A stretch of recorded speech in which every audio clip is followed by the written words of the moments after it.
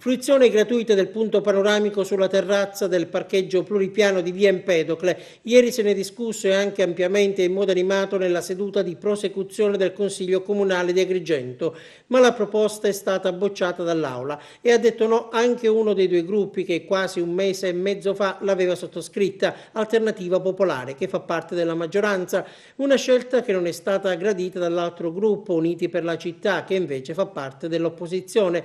L'avevamo condivisa assieme agli alfaniani, spiegano i consiglieri di Moriani, Marco Vullo, Angelo Vaccarello, Gerlando Gibilare e Giuseppe Picone, una retromarcia francamente che non comprendiamo. La nostra volontà era quella di salvaguardare l'interesse generale, escludendo la realizzazione di qualsiasi tipo di struttura precaria al suo interno, visto che la terrazza del pluripiano rimane oggi uno dei pochi punti con visuale nella Valle dei Templi libera, ma evidentemente proseguono i 4 consiglieri comunali del gruppo Uniti per la Città. L'amministrazione Firetto ha ben altre intenzioni che crediamo vadano nella direzione della privatizzazione. A favore della mozione si sono schierati quasi per intero i settori della minoranza, c'è stata una sola defezione. Poi è emerso un altro tema politico che viene denunciato dalle opposizioni alla luce di quanto accaduto ieri sera. Mosse dure critiche contro la scelta dei consiglieri che sostengono il sindaco di avere lasciato i banchi, di essere andati via.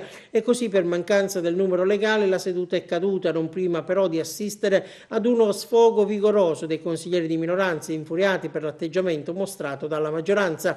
Nessuno strumentalizzi il nostro comportamento, la replica del capogruppo di Agrigento cambia Pietro Vitellaro. Dopo 4 ore di lavoro abbiamo deciso di staccare la spina perché i punti da affrontare erano piuttosto impegnativi, mentre sulla questione di merito del parcheggio noi non vogliamo privatizzare, ma vogliamo semplicemente incentivare le attività commerciali, così come accade in diverse città turistiche, conclude Pietro Vitellaro.